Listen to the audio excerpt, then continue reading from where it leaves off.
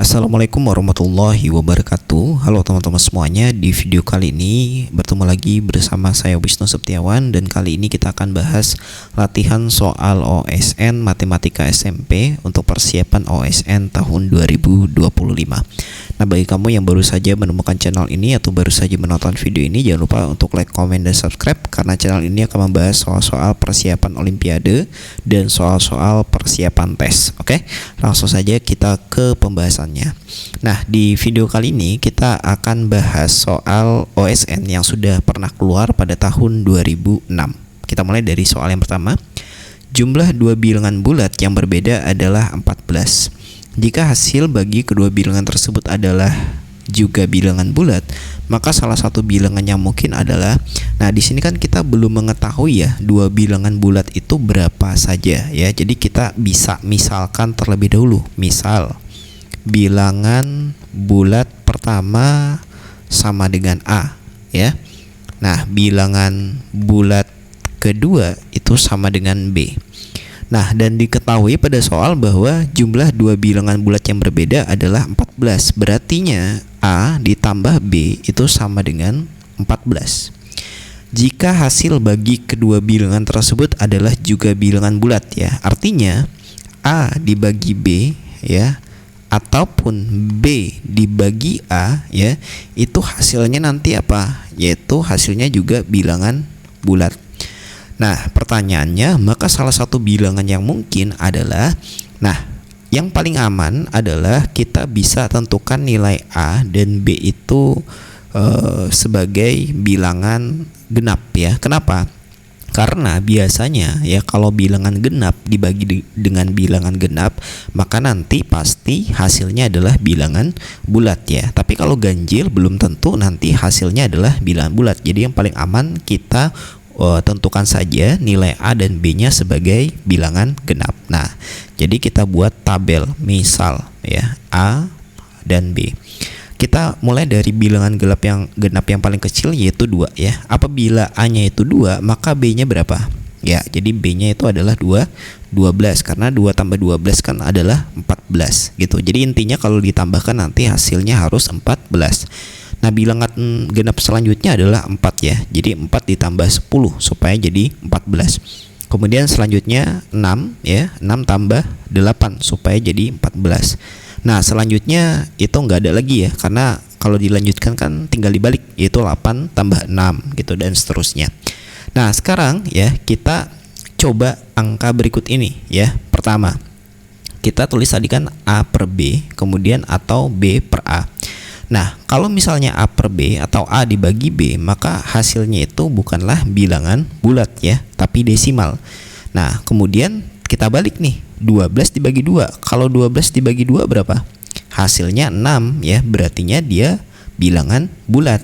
Nah, maka di sini ya salah satu bilangan yang mungkin itu bisa jadi 12, bisa jadi 2. Hanya saja angka 12 itu tidak ada di opsi jawaban. Yang ada hanyalah angka 2 saja ya.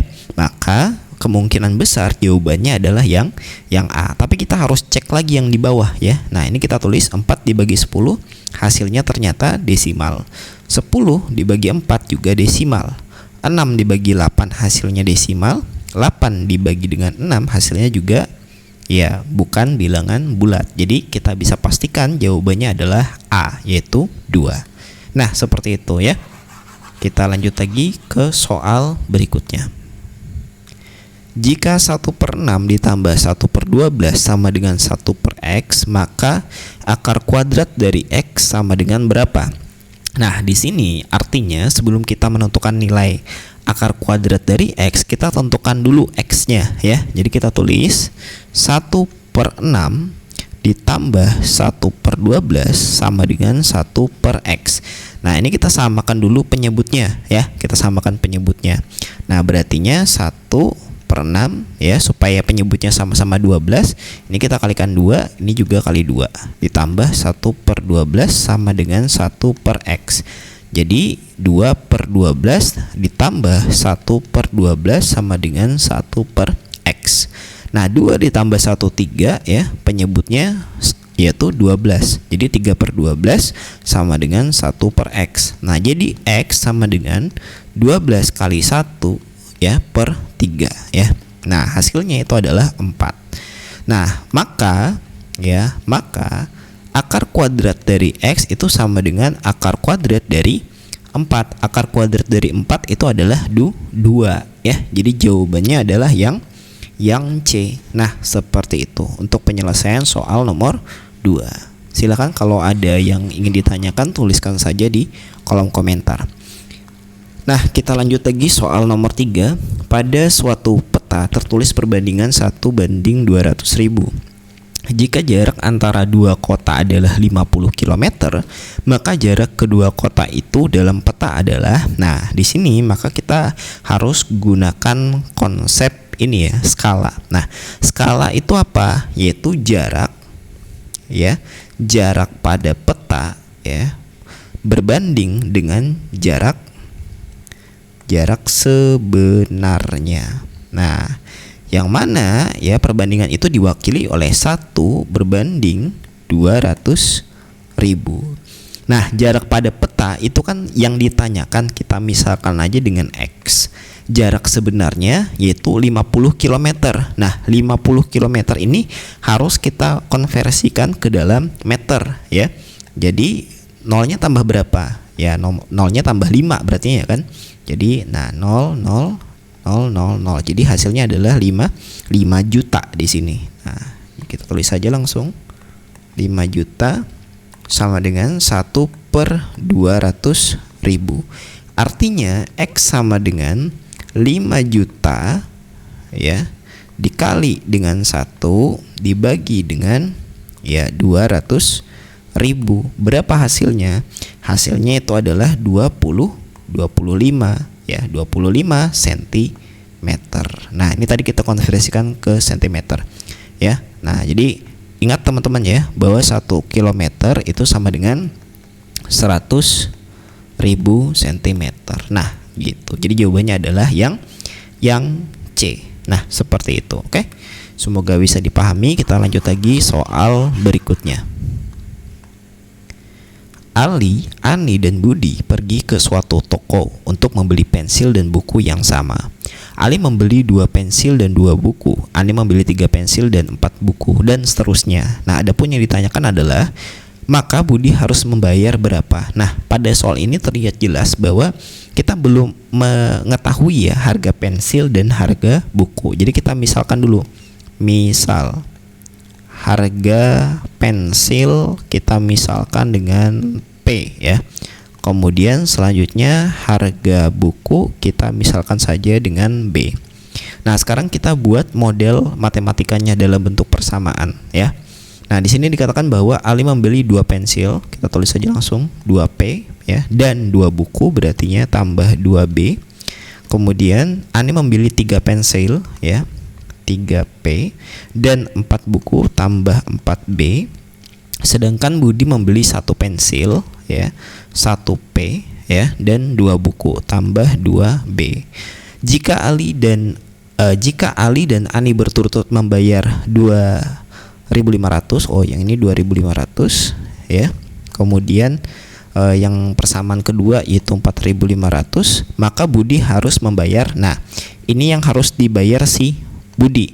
Nah, artinya di sini kita harus cari dulu nih harga pensil dan harga buku ya. Nah, kita eliminasi saja persamaan 1 dan persamaan 2 ya. Jadi kita eliminasi persamaan 1 dan 2 gitu. Nah, ini langsung saja ya teman-teman. Kita mau eliminasi yang mana ya? Misalnya di sini kita mau eliminasi B-nya saja. Nah, berartinya ini nanti kita kali dengan 2 ya, supaya nanti koefisiennya jadi 4. Yang ini tetap dikali 1 saja. Nah, berartinya 2P kali 2 4P ya, tambah 2B kali 2 ya, 4B, tambah 2.500 kali 2, itu hasilnya adalah 5.000. Nah, yang di bawah tetap saja 3P tambah 4B sama dengan 4.500 dikurang, ini hasilnya adalah P ya, 4P dikurang 3P P, kemudian 4B dikurang 4B 0 ya. Nah, ini dikurang 5.000 dikurang 4.500, hasilnya adalah 500. Nah, ini harga pensil. Nah, kemudian kita gunakan substitusi untuk menentukan harga buku ya. Kita bisa substitusikan misalnya ke persamaan ini aja ya. Yang pertama yaitu 2P tambah 2B sama dengan 2.500. Berarti 2 kali 500 tambah 2B ya sama dengan 2.500. Berartinya ini langsung saja ya. Jadi 2B sama dengan 2.500 dikurang 2 kali 500 kan 1.000 ya. Jadi dikurang dengan 1.000. Nah, oke, nggak cukup. Jadi hasilnya adalah 2B sama dengan ini sisanya adalah 1.500. Nah, berartinya B 1.500 dibagi 2 ya. Jadi harga buku itu adalah 750. Nah, gitu. Jadi kesimpulannya kita tulis di sini.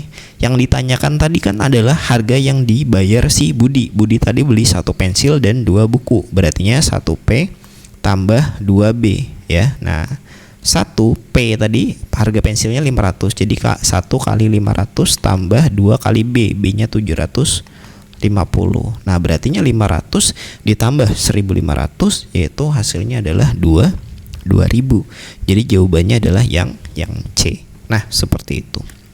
Oke, kita lanjut lagi ke soal berikutnya. Nomor 5 ya. Diberikan kerucut dengan volume 77 cm pangkat 3. Jika tinggi kerucut itu 6 cm, maka jari-jari alasnya adalah, nah di sini pada soal diketahui bahwa nilai Pi-nya itu adalah 22/7 ya. Nah, di sini kita tinggal gunakan saja rumus dari volume kerucut teman-teman ya. Jadi volume kerucut itu apa? Nah, jadi volume kerucut sama dengan 1/3 Pi R kuadrat dikali dengan T. Nah, Pi-nya tadi kan kita sudah tahu yaitu 77. Jadi tinggal substitusikan saja. 1/3-nya tetap, Pi-nya diganti jadi 22/7. Kemudian untuk jari-jarinya itu belum tahu, jadi tetap aja R kuadrat. Kemudian untuk tingginya itu adalah 6. Nah, gitu. Kemudian 77-nya tetap, ini bisa kita kali ya, yaitu nanti hasilnya adalah berapa ini? 22 ya per 21 ya. Nah, ya. Nah, jadi kita langsung kalikan seperti itu aja teman-teman ya. Nah, atau teman-teman bisa kalikan langsung dengan 6 deh supaya enggak ini ya, enggak kelamaan. Nah, jadi 6 dibagi dengan 3 itu hasilnya adalah 2. 2 dikali 2 44 dibagi 7 ya, atau 44/7 kali R kuadrat. Nah, jadi R kuadrat itu sama dengan ya, sama dengan apa? Ya tinggal ini aja dikali ya. 77-nya dikali dengan 7. Jadi 539/44. Nah, gitu. Kita lanjut lagi di sebelah kanan. Jadi R kuadrat sama dengan 539 dibagi 44 itu hasilnya adalah 12,25. Jadi R kuadrat ya, R kuadratnya kita hilangkan ya. Kita ubah sekarang menjadi akar kuadrat. Jadi R sama dengan akar kuadrat dari 12,25. Nah, ini teman-teman jangan bingung ya. Jadi kita ubah aja nih ke bentuk pecahan per 100. Jadi 1225/100 ya. Nah, akar dari 1225 itu adalah 35. Akar dari 100 itu adalah 10. Nah, 35 dibagi 10 adalah 3,5. Jadi jari-jarinya adalah 3,5 cm, yaitu jawabannya adalah yang B. Nah, seperti itu untuk penyelesaiannya. Oke. Nah, tidak terasa ya, kita sudah di penghujung video teman-teman sekalian. Terima kasih banyak karena sudah menonton video ini sampai selesai. Semoga video ini menjadi tempat untuk teman-teman belajar gitu ya. Nah, kalau misalnya belum menonton video-video sebelumnya ya, bisa ditonton di playlist khusus OSN gitu. Oke, terima kasih banyak. Saya akhiri. Wassalamualaikum warahmatullahi wabarakatuh.